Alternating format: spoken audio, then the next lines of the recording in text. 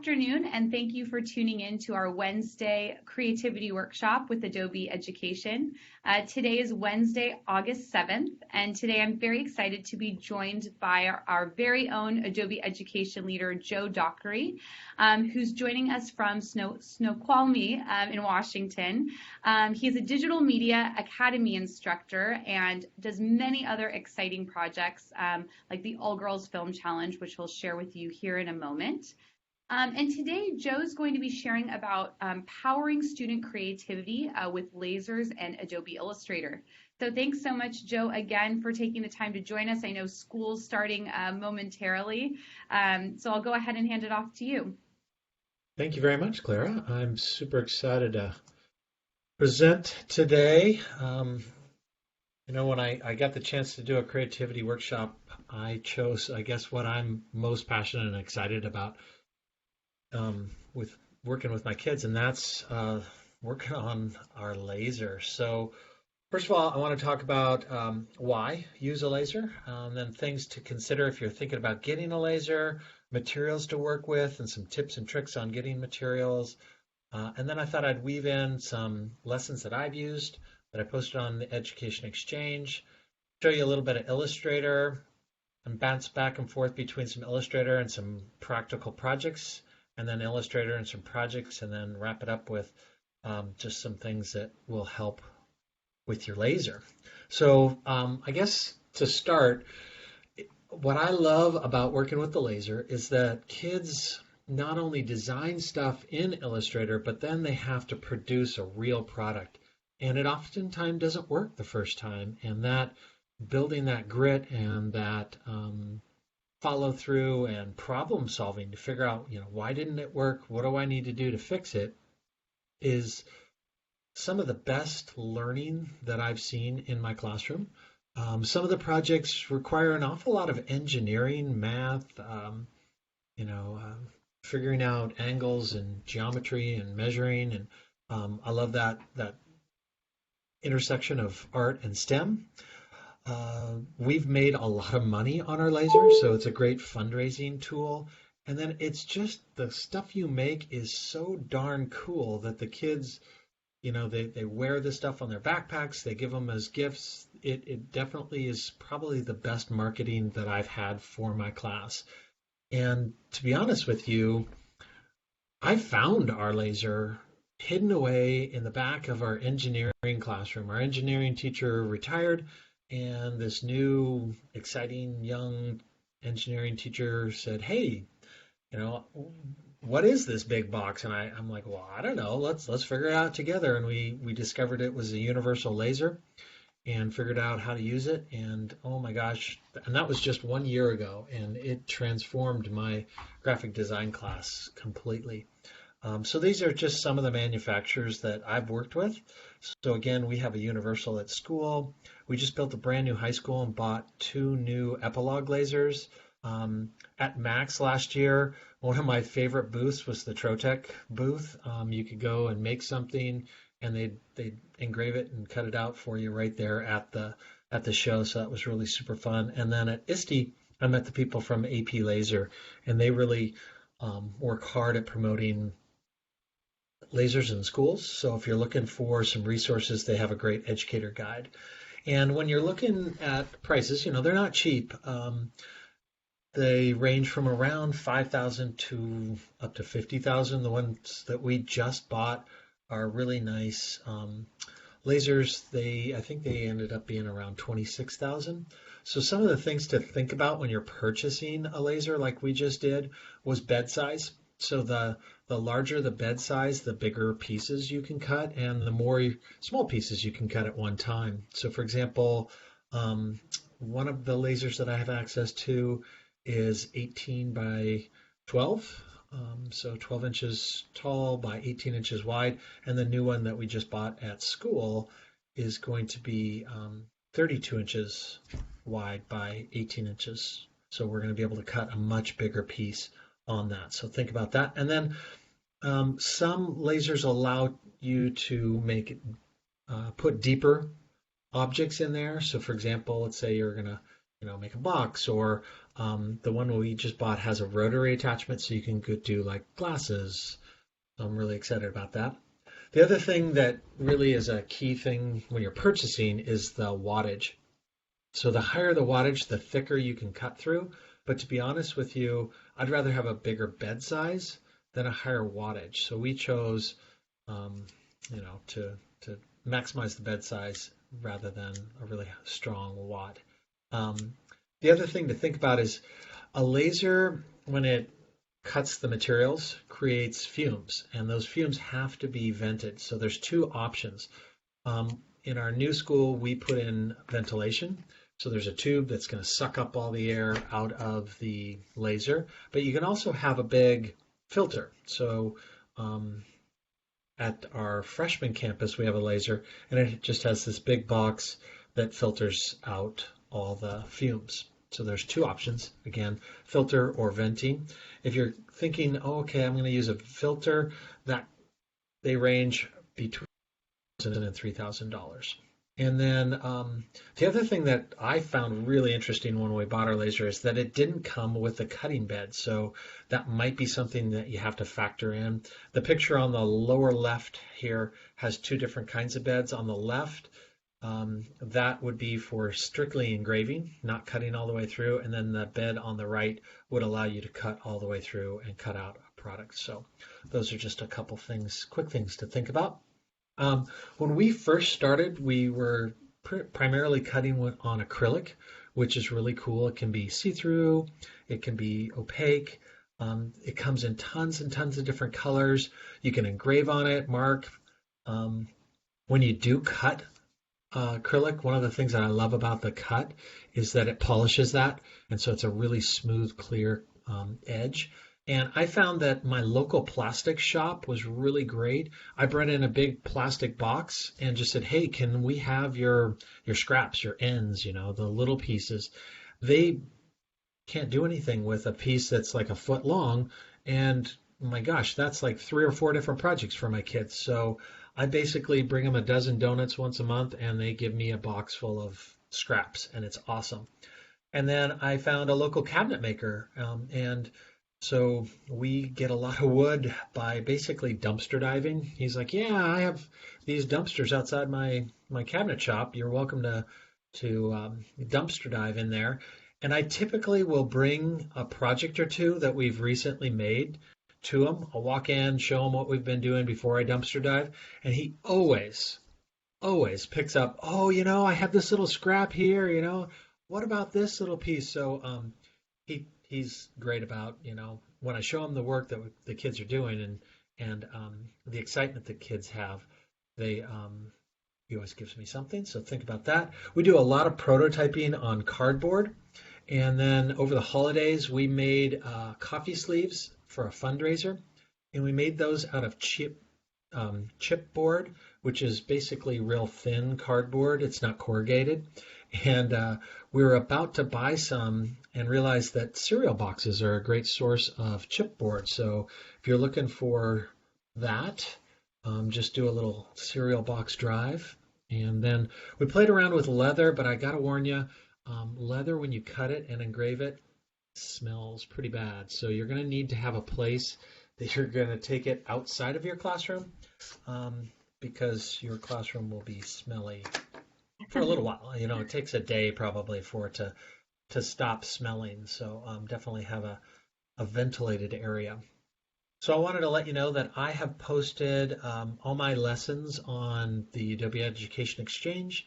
So please go on there and take a look at some of the projects that I'm doing with my kids with the lessons and video tutorials.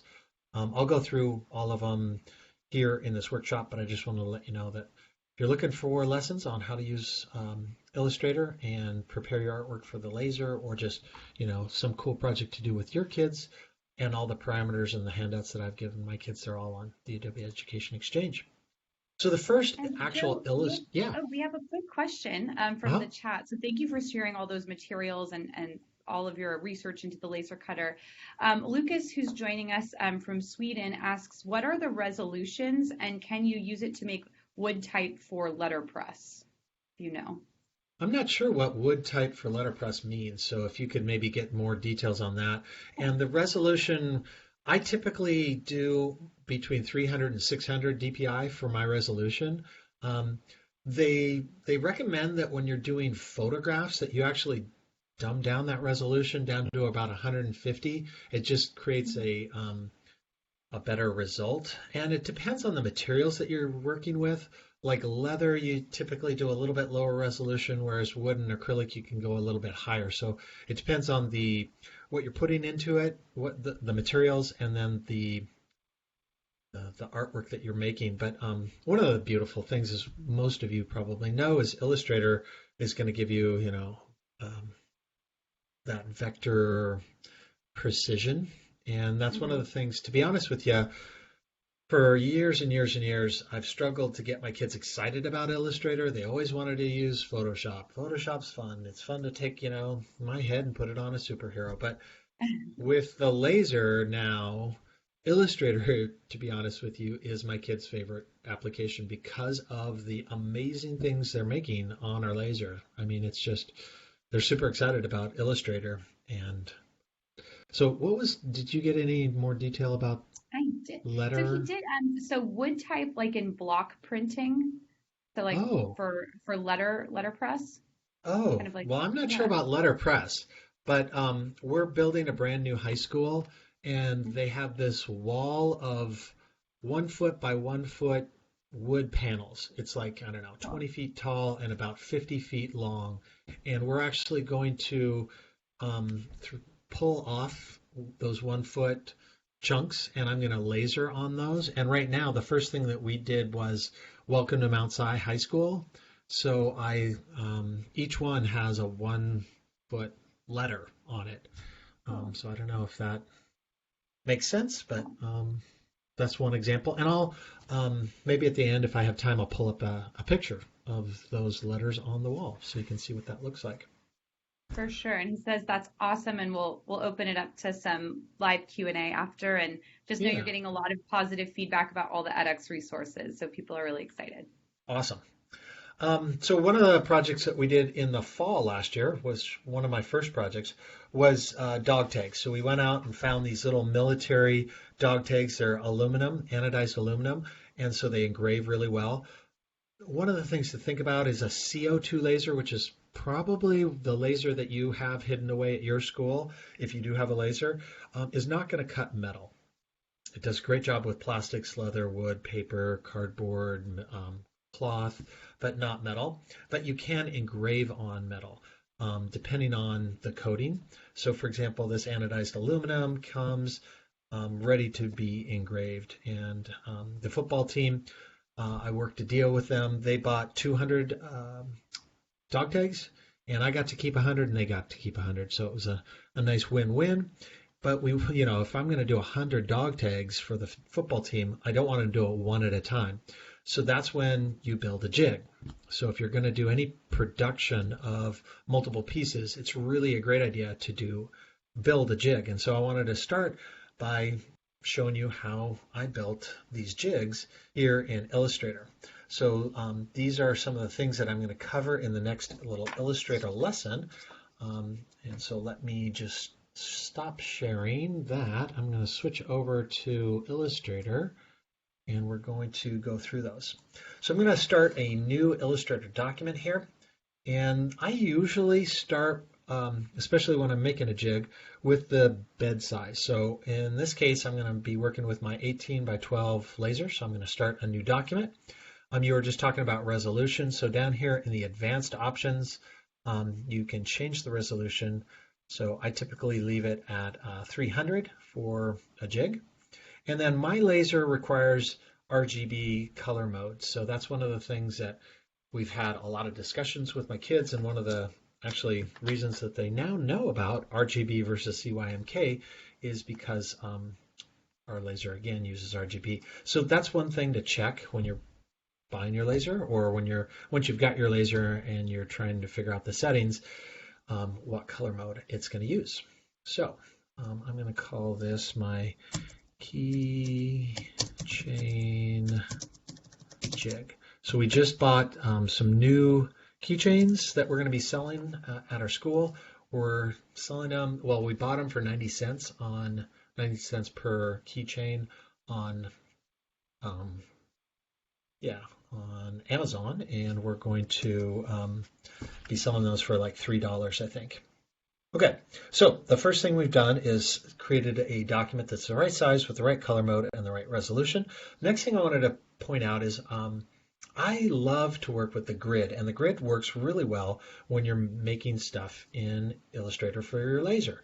So how do you turn on the grid? You go to View and Show Grid.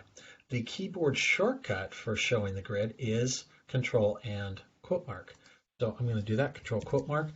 Now I've got my, and I have my kids set up their grid in the preferences, and we set up a 1-inch grid, and we set up 8 subsections. What that does is it gives us each of those little boxes is 1/8 of an inch. And a lot of the material that we work with on the laser, guess what? It's 1/8 of an inch thick. So our acrylic is 1/8 inch. A lot of our plywood that we work with is 1/8 inch. And so this is what I recommend you set up your grid for. The next thing, when you're making an object, I'm going to just go ahead and click and drag. I don't have Snap on right now, so I like to show kids how to turn on Snap. And they turn on the grid every time with Control quote mark, so teaching them Control Shift quote mark is snap to the grid. So now when I'm making my objects, you can see it's kind of snapping right to that grid. So that is handy. So those are the first couple things that I teach them, is those keyboard shortcuts and viewing the grid. The next thing, we're going to make the actual jig for these keyboard or keychains. So instead of clicking and dragging, I'm just going to do a single click with the rectangle tool, and I measured the keychains already. So they are going to be 3.625 wide and 1.375 high. I'm going to go ahead and click on that, and they have a rounded corner, so I'm going to just round this just a tiny bit. Okay, so I'm going to move my object or my template right up here into the upper right left-hand corner, and one of the keyboard shortcuts I absolutely love, and I can't imagine living without, is Alt-Drag, which is going to copy my object, so I can cut out a couple of them. I'm going to leave about, I don't know, 1/4 inch to 1/2 inch space in between these, so that my jig has a little bit of structure, or I don't know, it's a little bit stronger. And then another super handy keyboard shortcut is Control D, which is duplicate, and it's going to automatically make a copy of it and remember the spacing that I just used in between those, so I can quickly make 4 of those. Then I'm going to select all 4. They're already aligned, but if I open up the alignment panel, I can also distribute these. So I'm going to distribute their center. Actually, first, I'm going to shove this one. Oh, this is when the demo goes to heck. Sorry about that. I actually wanted to move my last one over, then select them all. And we have a quick question from Lucas. Yeah. He says, does stroke thickness and style have effect? In their cutter tables, it's just the layer that's important. On my two, the universal and the epilogue, you have to have a specific stroke thickness. And then I'm going to talk a little bit about later color. So yes, I know some lasers just look at layers, and then some lasers are going to do, so it really depends on the laser. But I'll talk about what my laser does in just a second. So great question. Thank you for asking that. Okay, so again, I'm going to make a copy. I'm going to hold Shift down so it goes straight down, and Alt. And again, I'm doing it about 1/2 inch, and then Control D. Boom, boom, boom. There we go. So I've got a nice sheet, you can see, of a whole bunch of things that I'm going to cut out, little holes where I can lay my keychain in and then put the artwork over the top.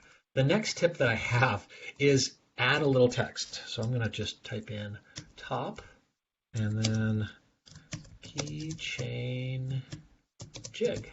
So you want to label your jigs, and by adding a little text to the top, you know where the orientation is going to be when you lay this in the bed of your laser. So add a little bit of text. Some of the things, sometimes I've also included text like the depth. So for example, we did some wooden spoons, and I'll show you those in just a second. And so we had to measure the thickness of the wooden spoon and then the thickness of the jig to get a specific height. And oftentimes, well, you always raise and lower your laser so that the laser is a specific distance away from the material that you're cutting.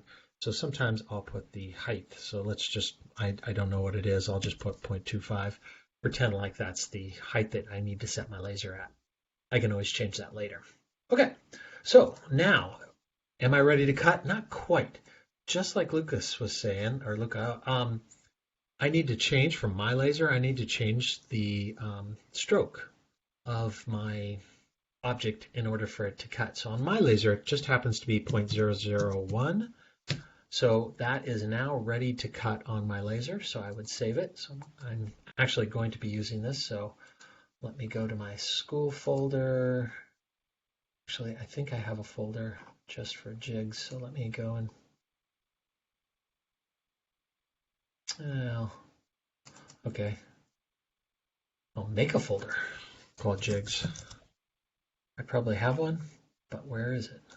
Okay, so I'm going to save that.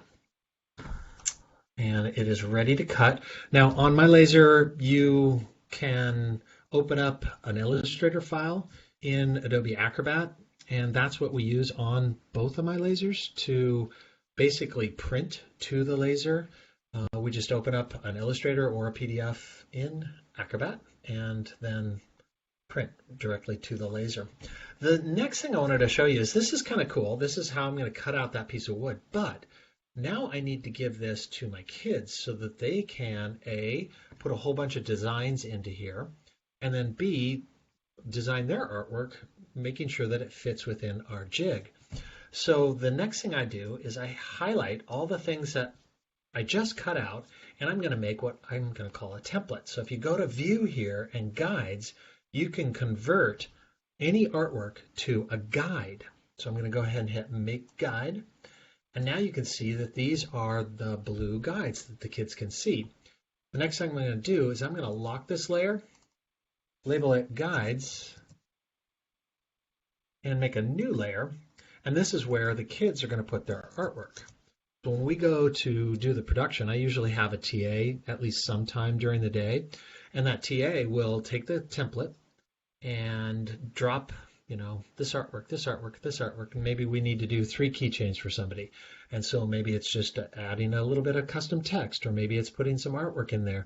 And now this piece is ready. These will not cut.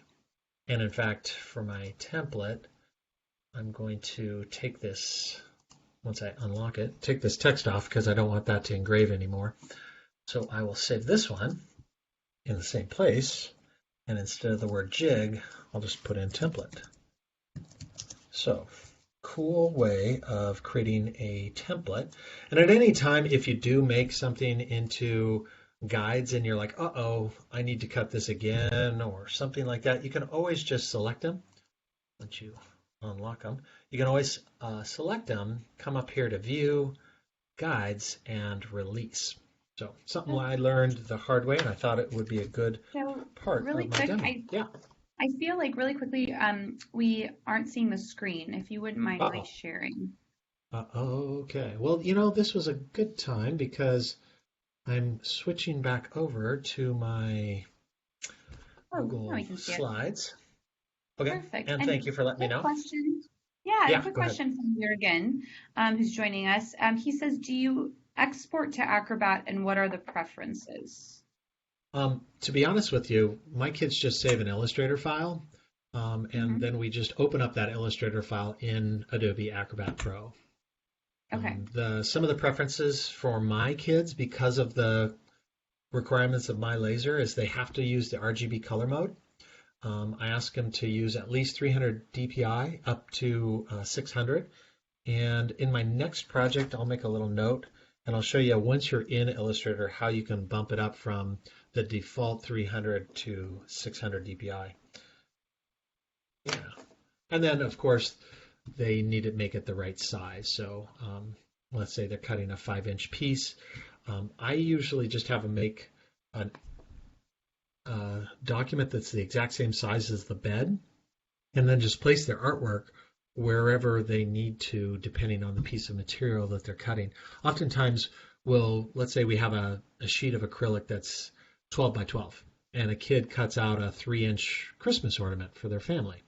Well, we now have a 3-inch hole in that acrylic, and I'll just tell them, hey, put your artwork 4 inches down and on the left-hand side, and then we'll put that piece of acrylic in.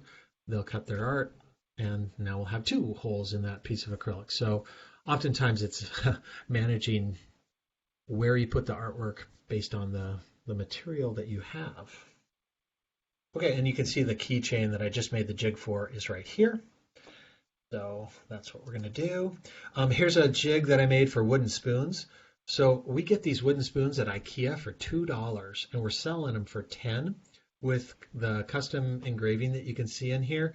And on the barrel of this wooden spoon, for an extra $1, we'll put any text that you want. So this was a great fundraiser.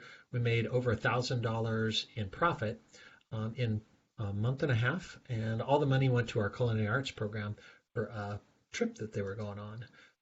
This was a fun thing we did for teacher secretary appreciation. So we bought these at IKEA. Again, they're nice little glass containers. You can also get the same thing in plastic. And then we engraved something on the bamboo lid. And here are the jigs for that. There's actually a square container and a circular container. And then one of the things we just talked about was, it sounds like Luca's laser, and I think it probably is the Glowforge. We'll do it based on the layers. Mine bases it on the type of vector or raster art that you have. So on my laser, if it's just a solid object, a fill, any fill color will do what we call rastering. And basically, think of a printer going back and forth from left to right, spitting out a little bit of ink. Well, in this case, it's just spitting out a little bit of energy, and it burns off a little bit of the material. So this is clear acrylic, and you can see on the letters and the logo here, it engraved or made it kind of a rough texture, and you can't see through the acrylic there. And then I wanted to make these letters kind of look three-dimensional, so you can see here and along the edge of it and along the letters, those we cut partway through by decreasing the power and increasing the speed that the laser was cutting. And then we cut all the way through the outside of the name tag here based on, again, we just used a different RGB color. So RGB blue, cut around the letters, and this kind of decorative line around the outside. And then to cut out the entire thing all the way through, we just used RGB red. So on our laser, both of my lasers, you can do what's called color mapping. You can tell the laser, hey, if it's this color, use these settings, and if it's this color, use those settings. So look into your laser. That can be a super handy way to design your artwork. Okay, so on my next demo, we're going to talk about a couple other things. This isn't going to be a finished product, but I'm just going to show you a couple things as we're working through it. So I'm going to switch back to Illustrator here. Boom. Are you guys seeing the Illustrator now? Now we're seeing it. Great. Okay, so I'm just going to start a new document. Remember, Control bookmark for my grid lines. The first thing I'm going to talk to you about is layer management. This is one of the things that's really important when you're doing this. Sounds like Luca, that's how the laser knows what to do. On mine, I like to have my kids make a cutting layer and then a raster layer. And then sometimes, they'll mess either the raster up or the cutting up, and I could leave their piece of artwork in there, hide one of those layers, and recut or re-raster it. So it's really helpful to have those on their own layer. So I'm going to just start talking about cutting. So I'm going to be working with the cutting layer here. And then if you want to increase the your resolution, come up here to the effects menu, document raster effect settings, and you can bump that resolution up to something like 600. So that's where I've taught my kids to go to bump up their resolution. And then if you are working and you accidentally need to tweak your document color mode, you can go to File, Color, and Color Mode. So if you accidentally were working in CYMK, it's really easy to change that.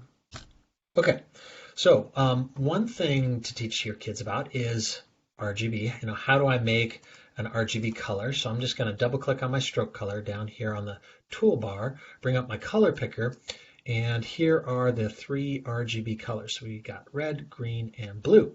If I want pure RGB red, I'm going to type in 255 for my red, and then 0 for green and 0 for blue. So that is RGB red, and that will my laser will recognize that. So teaching kids about how to make an RGB red, green, blue, and then there's actually ways to combine those to make other colors. I'm going to go ahead and hit OK. So now I have RGB red.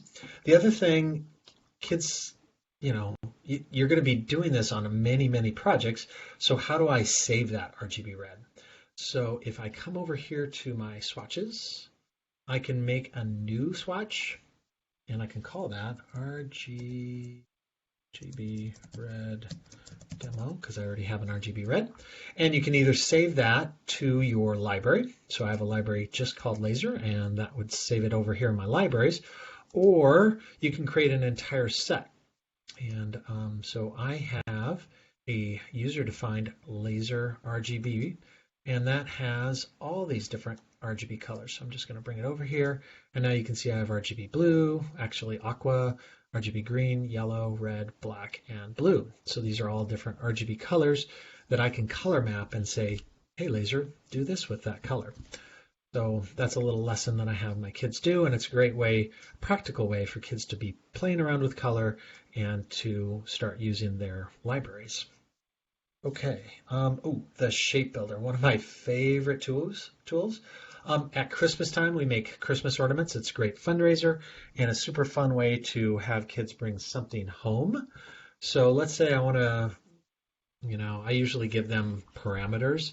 Say, okay, you can make a 3.5-inch Christmas ornament. So I teach them to start by grabbing the ellipse tool, click, and type in 3.5, 3.5. That was not right. Let me try that again. Aha, the dot was in the wrong spot. There we go. Then we need to make the hole where the ornament is going to sit. So let's say we're going to make a 1/2 inch. So I'm going to do 1/2 inch circle here, and inside that I want to do a 1/4 inch hole that the laser is going to cut out. Awesome. So we'll just take these two and we will align them, center, beautiful, move them over here, and I'm just going to line it up. There we go. So it's right centered here. I could also select all 3 of these and center those, but there aren't. Okay, so here's a great and practical use of the Shape Builder tool. Let me zoom in a little so you can see what we're doing. And I'll show you this in a couple different applications. The Shape Builder tool right over here, one of my faves. So you can just click and drag and it's going to combine those. I'll just combine, there we go. And if I zoom way in, it's actually got a little thing that I want to take away. So I'm going to hold Alt down and drag and get rid of that part. So now I have a wonderful little ornament that I can then put my artwork in. So you can see it's really super simple. This is one of my very first things that I do with my kids is get them going and making the laser. We make things on the laser week 2 after we spend the first week holding hands and singing Kumbaya. After that, we make stuff on the laser. And I swear, within a week, they're making things that they're super proud of, taking home, wearing on their backpacks. And so it's actually fairly easy to make artwork on the laser.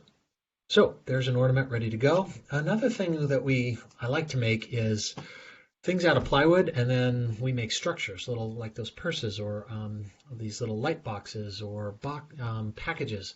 So I wanted to show you another way to use the Shape Builder tool. So I'm gonna go ahead and, oh, you know what? Let me delete that.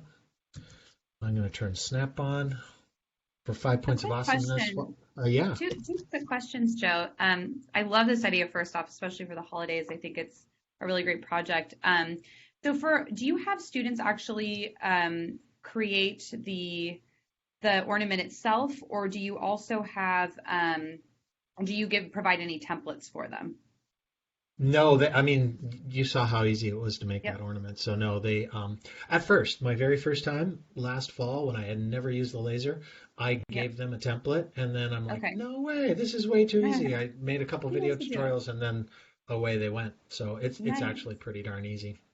Nice. And then Lucas is Uh-huh. asking, is there a problem with number of anchor points or if there are knots in the path? I'm not sure what a knot in the path would be. I think, yeah, No, anchor as points. far as the anchor points go. Okay. You mean like a little loop? I Um, think so. He says, um, yeah, a loop, he says. Well, the laser is just going to follow whatever you do. So that's what I love about the laser is the kids, they'll make something that they're going to cut out, and then it cuts it and goes over the same exact spot 5 times, and eventually lights on fire. And they're like, "Well, why is that doing that?" Well, you have five of the exact same lines in the exact same spot. Or like they'll have a loop, and it just cuts out that loop. Well, that's what you told the laser to do. Let's go in and see what your vector lines are looking like, or what do you have filled? What don't you have filled? Did you use RGB color or not? So it's the laser is um, it's very precise, and it doesn't matter whether it looks beautiful. It's going to cut out what you tell it to do. And so Okay. there's a lot of troubleshooting that goes into once they've made something, did it cut out properly? And I would say, I don't know, at least 30 to 40% of the time, their first product doesn't work. We have to fine tune it. We have to, that's why I love working with scrap material because if they make a mistake, who cares? It was free. So great Okay. questions. Okay, so let's say I was building something out of my 8-inch plywood. I love the Baltic Birch 8-inch plywood. It's pretty cheap and very easy to work with. So I'm going to make a little box here.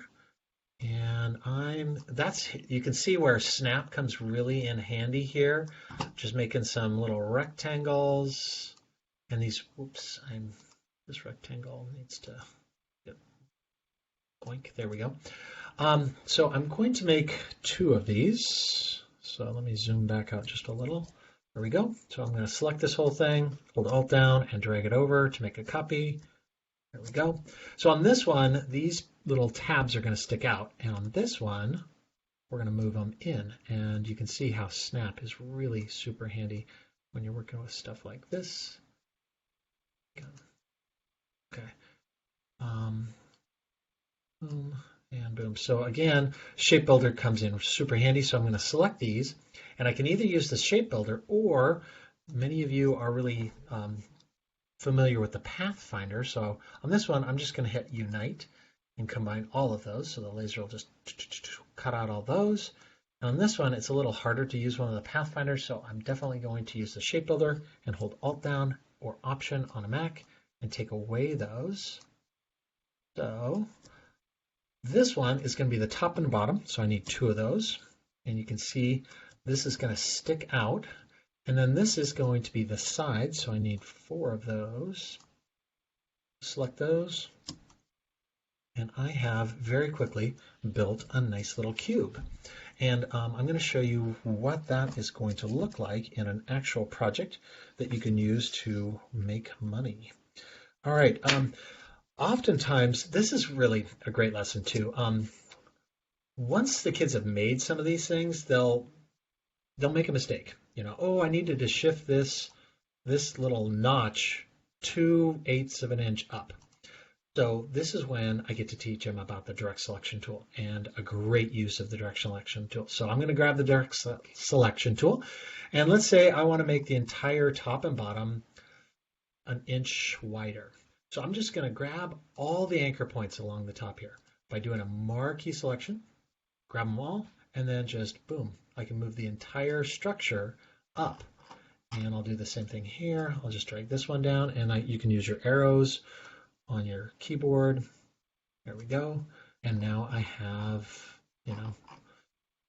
a longer top. So it's really super easy. Let's say you just need to slide this one over. Just select a range of anchor points, and you can just easily slide these around. So oftentimes the kids will make a tiny mistake, and it's really easy to fix. So I just need that to be a little bit longer. So it's a great lesson on selecting multiple anchor points and using the direct selection tool. Next thing I wanted to show you is sometimes you'll do letters or numbers. So let's grab, say, good. Actually, I'm going to do all caps. Good. Okay.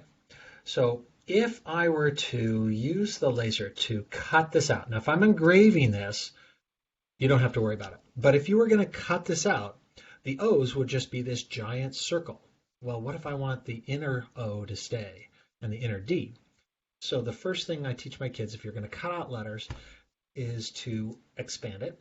So go to Object and Expand, or you can right-click and create outlines, either one. And then what we do, zoom in here a little bit more. We grab the eraser tool, and you can make your eraser bigger or smaller with the bracket keys. I think that would be a good size. I'm going to hold Shift down, so when I pull this down and erase, it goes in a perfect straight up and down. And again, for the D, I'm just going to kind of position my eraser right next to the edge of that letter, hold Shift down, and click and drag down. So now these letters will cut out really, really well. Of course, I would need to change them to have a stroke. I'm going to do my RGB red and 0.001. And of course, I wouldn't want to have the laser spend the time engraving it. So there we go. That is ready to cut out. So let me show you. I'm going to switch back from Illustrator to my presentation.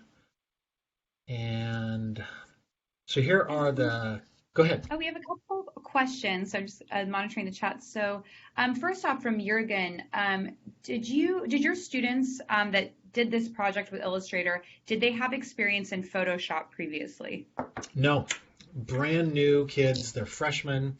Very first thing that they do is touch Illustrator. Yeah. Cool. I like to start them in Illustrator, and then they find that Photoshop is a little bit easier.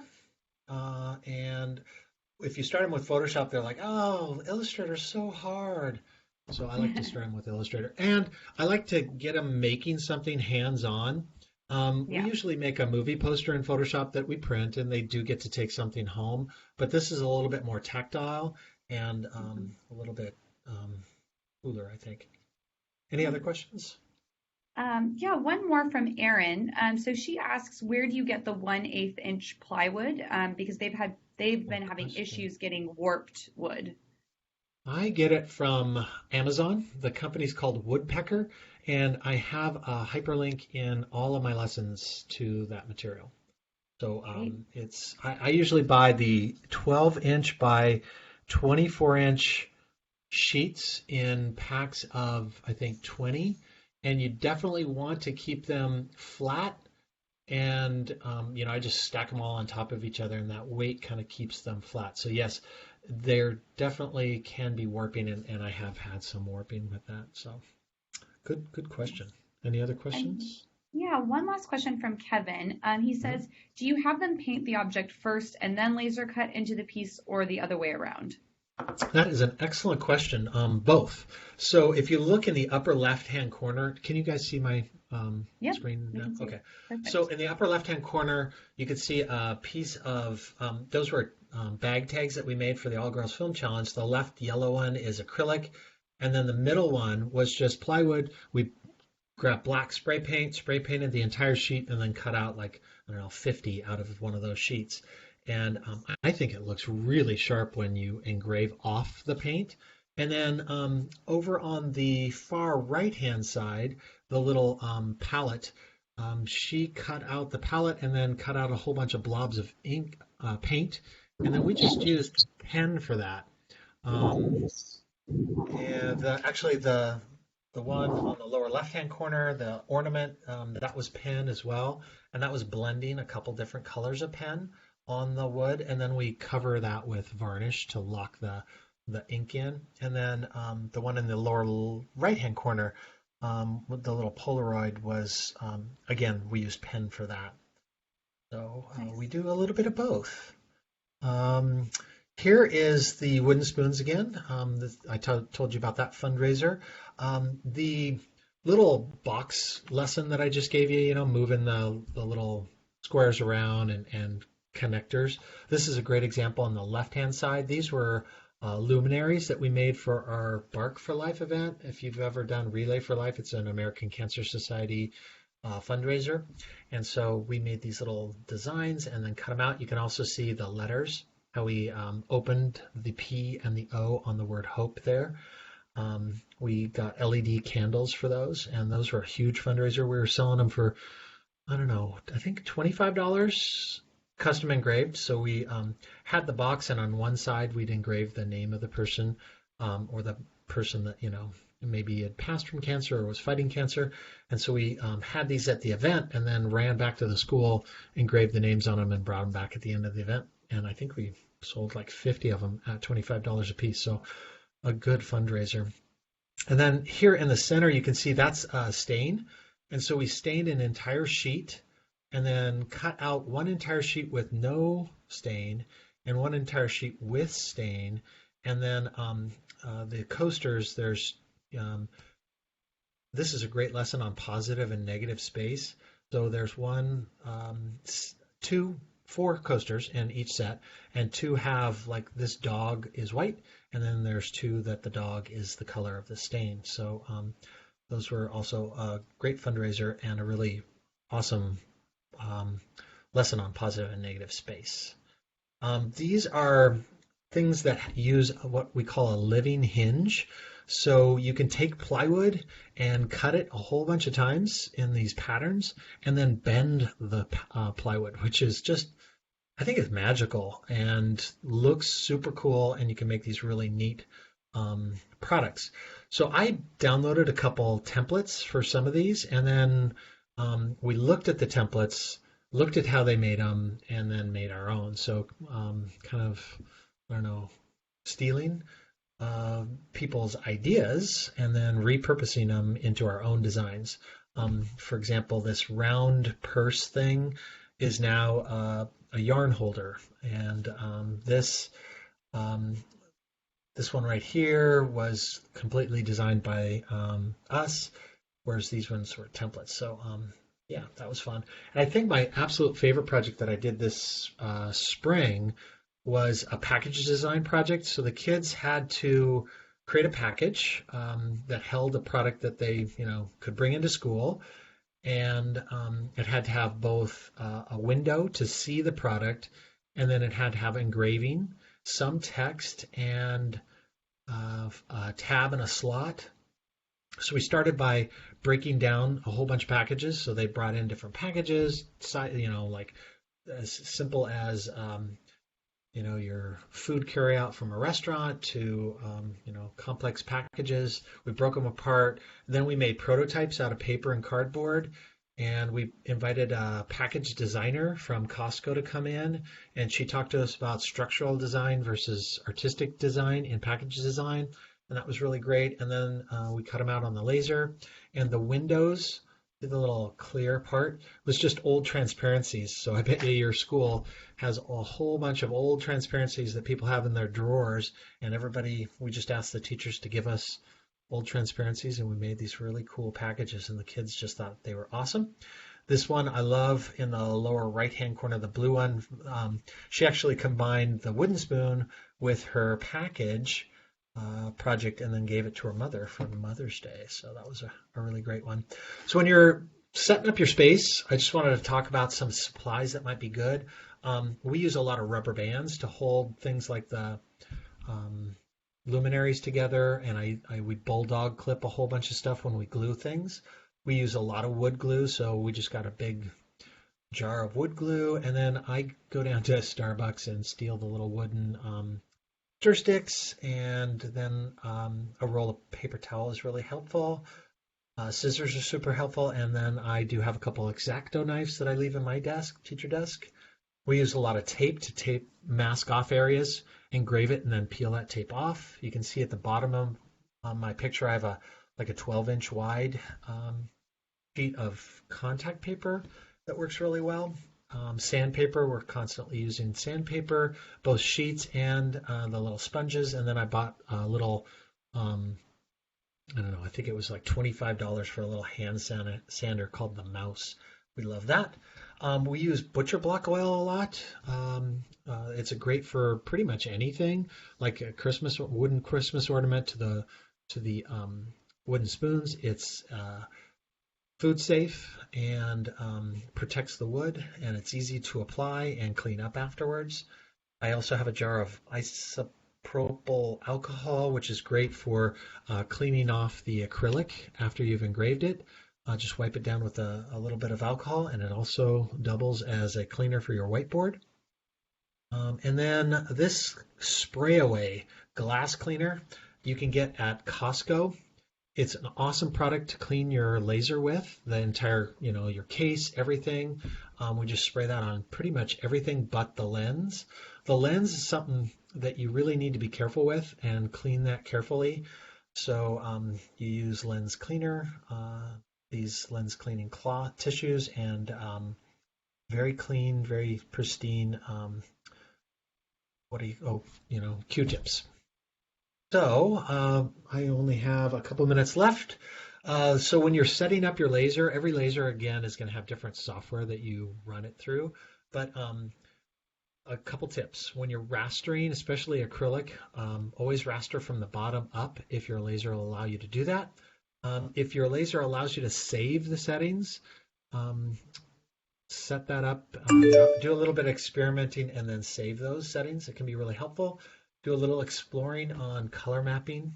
I think that's one of the best things that we do. And like somebody said, we really like to paint or stain and then engrave. So you guys are already on top of that, which is awesome. So I've got 7 minutes. What questions do you have? Well, thanks so much, Joe, for sharing all of that with us. I'm seeing a lot of people bouncing ideas back and forth of how they're going to implement this in their schools and their classrooms. So if you have any other questions, I know I muted a couple people, so I'll go ahead and unmute you if I proactively muted you. Feel free to ask questions directly here, or you can post in the chat. I see Kevin says that a clean laser is important, and that's so true. When you start to, if your settings have been working, and then all of a sudden it's not cutting all the way through, it's probably one of two things. Your lens is dirty, or your laser is not the right distance from the material. So either your autofocus is off, or you're just setting it too high or too low. So that's when you start to see bad engraving and it's not cutting all the way through. Those are two huge, red flags. What was your question? I'm sorry. Oh, no, and you can see the chat too. So go ahead, and if there are any other questions. Okay, so I see what laser do I recommend? I recommend the laser that's already in your school. So search around, ask around. Maybe there's one that you could get for free. And then the next thing would be, it depends on how much money you have. If you're scraping together and begging and borrowing, I'd get one of those cheap lasers. I know Sherry Kushner uses the full spectrum laser, and I think it was somewhere in the $4,000, $5,000 range. And, hey, we had money because we were building this brand new school, so I went with a $26,000 laser. I personally have an Epilogue laser at home, and I absolutely love it. I got it on Craigslist used, and it's been just a workhorse. I love the software, so I really like Epilogue. But at the trade show, I got to work with Trotec, and it's an awesome machine. I love it. AP laser, which I listed earlier, they have a laser that's kind of unique. You can pull the top of the laser off of its case and then place it on any object that you want. So they were doing it onto like a picnic bench. Then your laser bed doesn't really matter. You can do it on massive objects. So I thought that was really cool and unique. And then my universal at school, I absolutely love it. It's super duper simple to use. It's way simpler than my epilogue at home, and it's just a workhorse. It's been, you know, going at my school for 5 years now. We haven't changed the tube. It works every time, so I love all the different companies. Whatever one you can get it. Ooh, somebody's asking about tiles. Yes, we've done tiles where you either paint the tile first and then engrave it, or we've engraved the tiles and then put ink on them, like the ink from painted Sharpies, and then put a clear coat over the top, and they look really pretty. Laser engraving the tiles does take a little bit longer than wood because it's a lot harder and you have to go at a slower speed. Mm-hmm. Did you see any other questions? I think for now, I think that was it. I think we had answered the rest of them throughout the presentation. But thank you again, Joe, and I'll be sharing out the recording for those who are watching the recording and all the materials that you mentioned. And Joe, is there any other way that people can get in touch if they have further questions? Sure. How about if I put my email in the Sure. chat down here, and then, I'm on OK. And then I'm on the Adobe Education Exchange, so you can always post things there. And I'd love to see what you guys are doing with your lasers, so let's share. In fact, maybe we could have like a laser off or a laser competition, like come up with some type of common parameters, and then we could all, that's going to be my working group project. Well, no, we're really excited, and hopefully there will be some collaborative projects that will spring up from this. But thank you again, Joe, and good luck at the beginning of the school year. And I know your new building and everything, so hopefully you get your classroom set up soon. Yeah, thank you. Great. Well, for those who are watching the recording, be sure to join us next Wednesday. We'll be having Tanya Avereth on, sharing some updates with Spark and Creative Cloud and tips for your classroom. So looking forward to that. Thanks for tuning in, and we'll see you next week. Cool. Bye.